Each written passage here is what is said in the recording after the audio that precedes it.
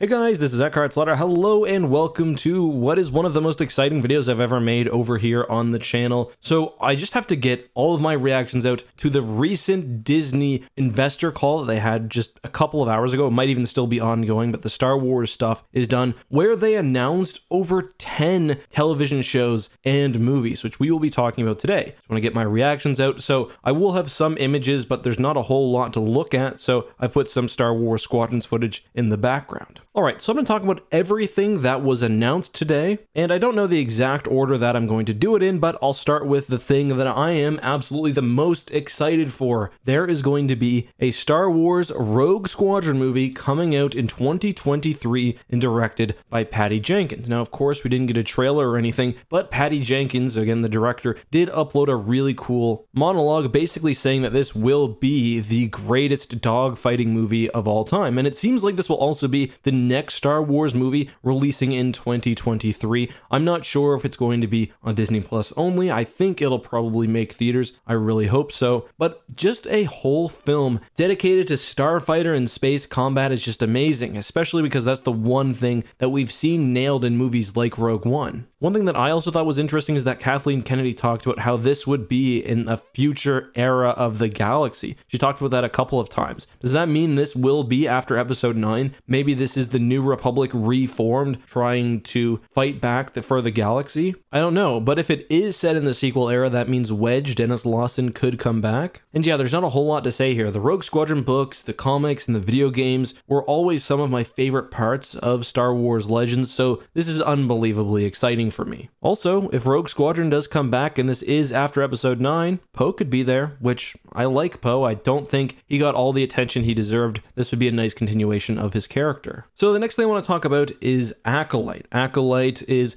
apparently set in the High Republic era, the tail end of the High Republic era, and with that context, plus the logo, not only the name, but what it looks like, we can assume, I would guess, that this is related to the Acolytes of the Beyond or the Dark Side or something like that. I'm just wondering though, is this the series where we see maybe Darth Plagueis brought in? Because the end of the High Republic era would be sort of the few dozen years before the events of the prequels, at least most likely. We don't know exactly how long the era goes. But yes, this will also be live action, and I'm really excited because it also tells me that there is some interest in the High Republic era, and that signals that the books and the related media are probably pretty decent, because I doubt they're going to go all in on a time period that just sucks and hasn't been established properly. So curious to hear more about that. The next thing I want to talk about is the Bad Batch, and this is one of the few pieces of new Star Wars media we actually got a sort of trailer for, and this looks great. The Bad Batch is basically going to be the Clone Wars Season 8. At the very end, the Clone Wars logo even fades away to reveal the Bad Batch, and if you think about it, you could essentially name the Clone Wars the 501st, and that wouldn't change the scope of that. So just because it's named after an individual squad doesn't mean we won't get more about the galaxy at large, and I'm seeing a lot of interesting sort of plot threads from the Clone Wars continued as, of course, the Empire forms, and this is one of my favorite eras of Star Wars, so this show is going to be really awesome. I'm not going to lie, when they told us about a Bad Batch show, I kind of scratched my head a little bit. Not that they were bad per se, but I don't feel like the Bad Batch were anyone's favorite characters. I mean, we only had a few episodes with them, but I'm a lot more excited. The animation for this looks phenomenal, perhaps even an improvement over the Clone Wars Season 7, and we also got a person who looks a lot like Fennec Shand, and if you're wondering, does that time frame really add up? Well, Fennec Shand's actor somehow is 57 years old, and it's just really cool that it seems like Lucasfilm has been creating this cinematic universe, which we will be beginning to unravel over the next few years. The next thing I want to talk about, of course, is Obi-Wan Kenobi. We did not get any footage from this. I believe it's just filming now. There was some stuff which wasn't shown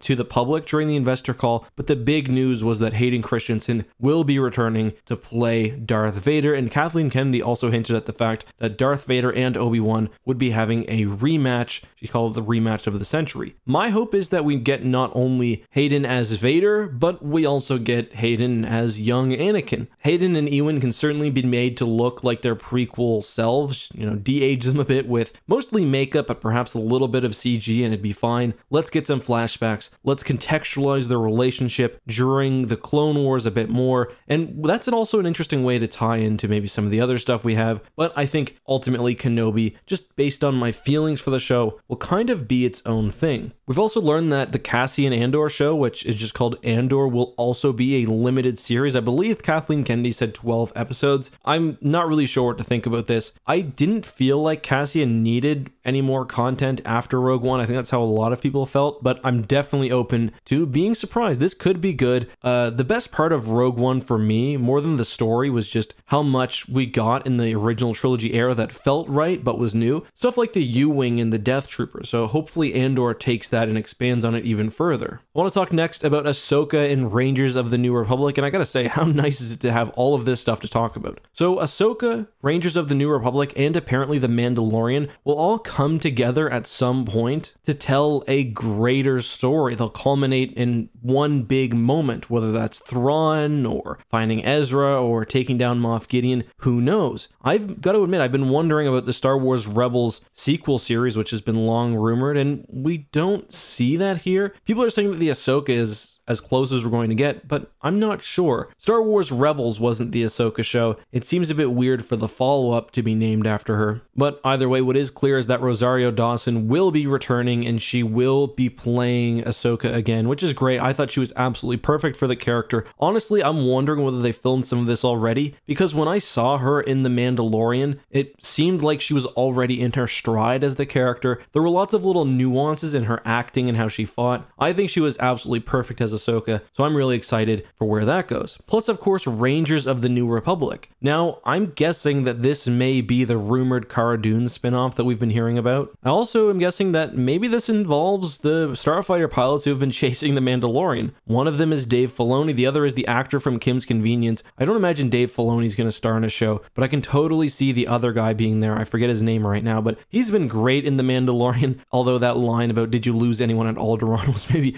a bit inappropriate. But I'm really glad The Mandalorian did well, and I'm also glad that hopefully after this big culminating event, The Mandalorian in season 4, or whenever we get to that point, can move on, continue his show, and do his own thing. That's really my hope. I don't think The Mandalorian needs to be 3 and done, or I don't think it needs to be this one sort of major plot arc. I hope it goes on for some time. On that note, we also do know that The Mandalorian season 3 will be coming at Christmas next year. They need a bit more time. I'm fine with that. Keep up the quality of the show, and you will not hear complaining from me. Alright, so next up we have a Lando show. I've actually got a dream for this, and if they do the show like this, I'll be really happy. Billy D. Williams narrating his stories as an adult being played out by Donald Glover. That way each season could be its own little venture. We could have the Mind Harp of Sharu one season if we needed to. We could do some sort of wacky stuff with the understanding that not everything that happened is strictly canon. This could be exciting. I love Donald Glover, who will be presumably playing young Lando. I mean, we see the brand new sparkly Millennium Falcon. And I gotta say, my appreciation for Solo has really increased since that movie came out, and it's actually one of my favorite Disney era movies now, so I'm hoping we do get some tie-in with the other characters from there, but I guess we'll see. After that, we have Star Wars Visions. We don't know much about this show other than that it will be sort of different stories for each episode, probably told in a different art style and everything else. Matt Martin was really hyping this up on Twitter, and I'm all for this story. I love individual stories that aren't necessarily connected to a greater narrative. I think a show in this style works really well in the vast and expansive Star Wars universe. So yeah, let's see where this one goes. I can't say a whole lot more about that because I don't know anything else, but this is exciting. Finally, we have a new droid show, which is apparently telling a story about C-3PO and R2-D2 on a secret mission. I liked the old Star Wars droid show. I'm all for this, especially if Anthony Daniels is voicing C-3PO, which, to be honest, of course he is. Let's do it. I'm excited. I think that leaves only the Taika Waititi Star Wars movie, and just the logo itself from there is really having me question what's going on, but we also get a shot of what could be the Mortis monolith. I don't know, it's seems really interesting. It seems like it will also be in a completely different flavor than anything that's been in the Star Wars universe. It kind of reminded me of Guardians of the Galaxy a little bit. Just absolutely insane. This whole day, this whole announcement,